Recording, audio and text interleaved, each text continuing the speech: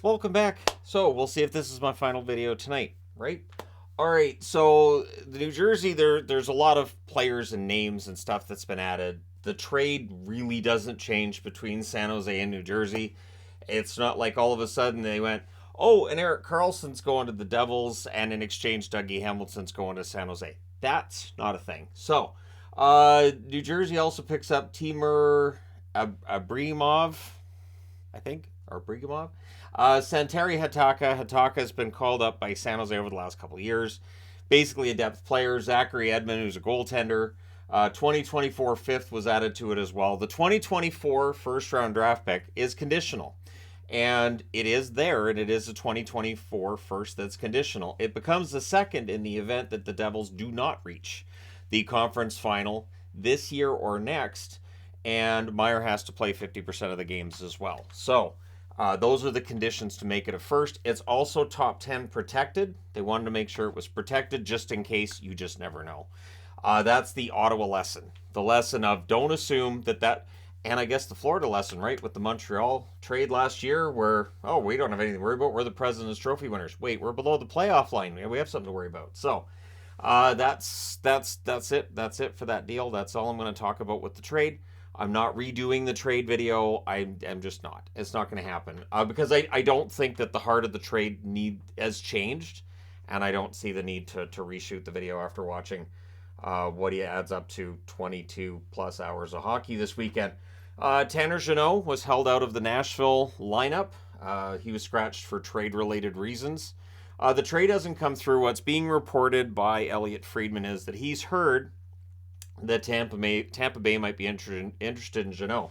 That'll make a lot of sense. Jeannot is exactly the kind of player Tampa Bay would love to pick up. Cheap player, younger, has a lot of potential. He's having a down year after a great rookie season, and I think he's going to bounce back. I'm honestly kind of surprised that Nashville would be willing to move him. On a related Nashville note, of course, David Poile, it was announced today, will be stepping down at the end of the season. He will be replaced by Barry Trotz. I will do a video on this tomorrow on its own. It's here on the board because there will be all kinds of comments. There's already been comments on a bunch of other videos where it's not related. I will do a video, though, on David Poile and his time in Nashville and how I think he'll be remembered in Nashville history and really with the National Hockey League in general. Very long time David Poile's been a general manager in the NHL. A minor trade was made today as well. Andreas Englund is now a member of the Chicago Blackhawks. Jack Johnson goes the other way to Colorado. Now, I'm wearing a Colorado jersey because I like this move. Johnson, I think with Colorado last year, played some of the best hockey he has in his career, just worked. They knew how to utilize him, and this is a move made by a Colorado team that's starting to resemble the one that won the Stanley Cup last year. I think they're the best team in the West right now. I think with Dallas and Winnipeg having slid the way they have, the other one that you could make the argument for might be Vegas, especially if Barbashev works out, and if they're able to add somebody else. There are going to be other deals between now and Friday, and Vegas may very well be in on it. So Colorado getting Johnson. Usually, if a team picks up Jack Johnson, we'd kind of shrug. But to me, him going back to the team where he won a cup last year, I think that's significant. Keandre Miller. This is worthy of a mention here because I think we're looking at a suspension and a match penalty. He got a match penalty for spitting at Doughty.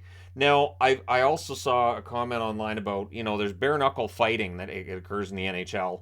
Why would spitting be worse than bare knuckle punching somebody? There's a reason. Usually, when there's the punching and the fighting, it's two guys fighting. You can't let guys be out there spitting at each other. I know people are going to mention Marchand. I know they're going to mention Marchand. I know the lickings are going to come up. But yeah, I would think Miller's probably going to get a suspension out of this. It was a bad move. The thing that I didn't understand either was him kind of reacting like he was really surprised. If you spit at somebody, dude.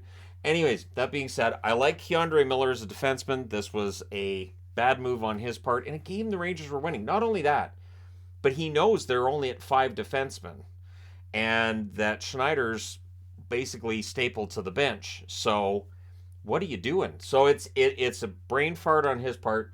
Hopefully he learns from it. I would not be surprised to see him get a suspension, though. And Schneider sent to the AHL. That was announced after the game. The plan is as well, apparently, that Ryan Carpenter, who had one shift that I saw in today's game, that he's going to get sent to the AHL as well. This is all movement being made with the idea of bringing in Patrick Kane. And the day that he's supposed to come in apparently is Wednesday. I keep hearing March 1st is the day where they'll have accrued enough and they'll need like a broker and it'll be 50% retained, yada, yada, yada, all this stuff. But that's apparently the plan right now with the Rangers. So I was really impressed with the Rangers actually pulling off a win today with all of that other stuff swirling around them and the fact they were playing a forward short and two defensemen short for a large portion of that game. Mark Giordano, of course, in today's game against Seattle, became the all-time leader in blocked shots.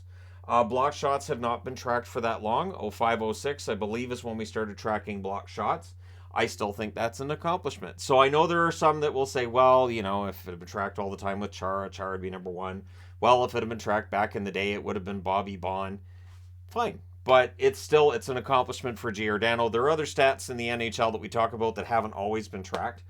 There was a time in the NHL where they only had one assist per goal, not two. And so, yeah, secondary assists weren't a thing. And I'm not in favor of going back to that system. I know there are people who are. I am not. I think that the secondary assist is important.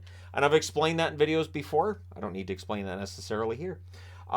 Ethan Bear's been placed on the injured reserve by the Vancouver Canucks. Scary incident with him last night, right in the first minute of the game, too. So Noah Juulsen's been recalled by Vancouver.